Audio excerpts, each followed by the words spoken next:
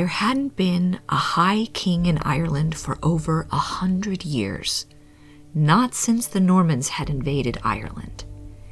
In 1155, the Pope had granted the King of England the authority to invade, conquer, and colonize Ireland, all under the guise of reforming the Irish Church to align with Roman precepts. But by the early 1300s, a large portion of Ireland was ruled by Anglo-Norman lords. In practice, this meant the Normans had arrived, conquered, settled, intermarried with the native Irish, and imposed their own laws and administration. This wasn't a simple replacement of one system with another. The Gaelic system, based on clan loyalty and early Irish law, was deeply ingrained in Irish society. The Norman feudal system, with its emphasis on land ownership and hierarchical obligations to a lord, clashed significantly with existing customs.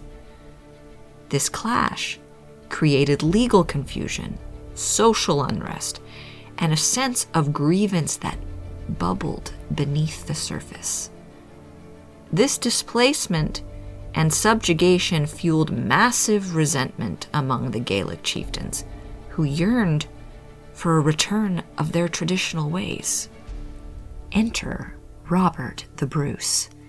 In 1314, Robert had defeated the English at the Battle of Bannockburn, a pivotal moment in the Scottish Wars of Independence.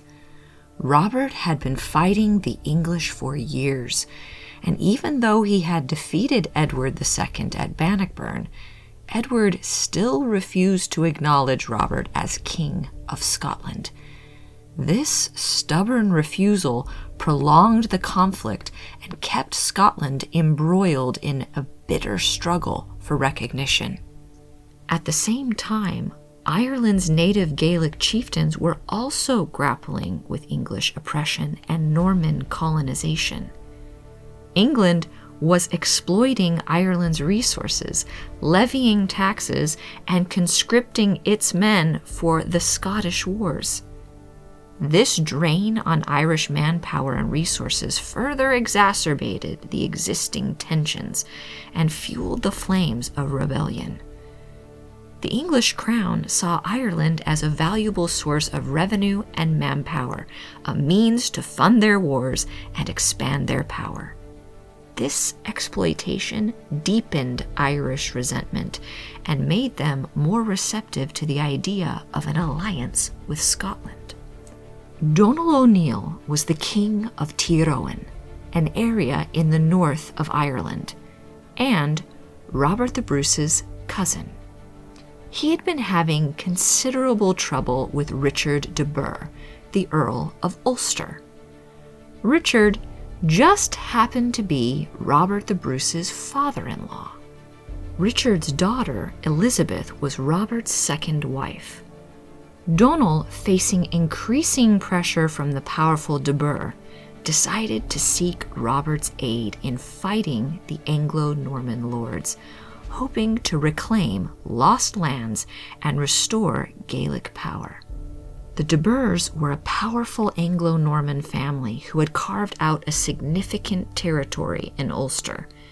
Their influence and wealth posed a direct threat to O'Neill's power and autonomy. O'Neill's plea for help was not just a personal matter, but a strategic move to protect his kingdom and maintain the balance of power in the region.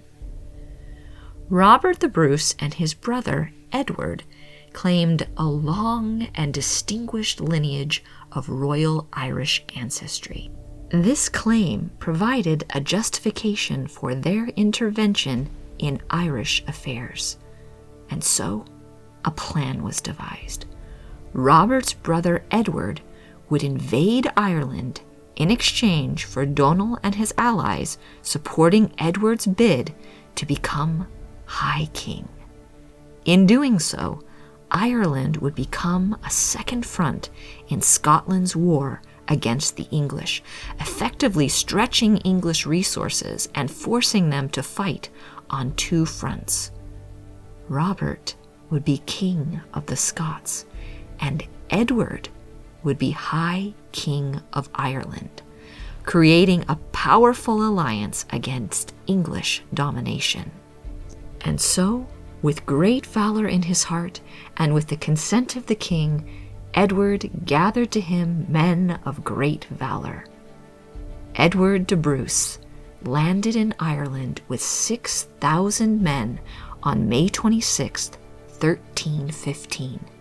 They eventually came to Carrickfergus, and Edward was able to take the town. In the beginning of June, Domhnall Ua Néill and 12 other kings from the north of Ireland came to Carrickfergus and swore fealty to Edward and named him High King of Ireland.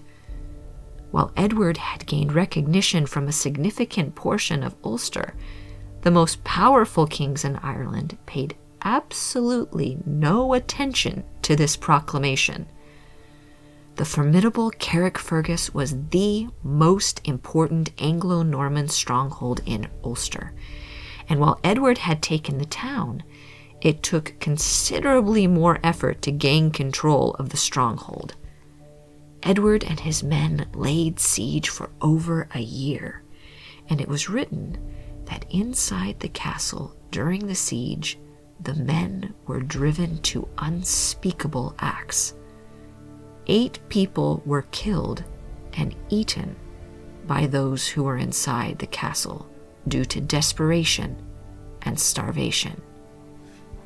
The castle finally surrendered in September of 1316. Carrickfergus Castle became the base for the rest of Edward Brus's campaign. After the castle had been taken, Robert came with reinforcements to help finish the job, and the two brothers marched south. 3.5 years after Edward had originally landed in Ireland, his campaign came to a bloody end. On October 14th, 1318, Edward died in battle, along with many of the most important of the Brus's army. Edward's body was quartered, and his head was sent to Edward II in England as a trophy. Hi friends, this is Evelyn. I hope you enjoyed this video and you got something from it. You help us to share history with classrooms, families that use these videos for homeschool, and you help people all over the world that watch both my live streams and my videos see historic sites and learn about the stories of our past. Be sure to click that subscribe button so that we can continue to make history and historic sites more accessible to those who might not be able to come to them otherwise.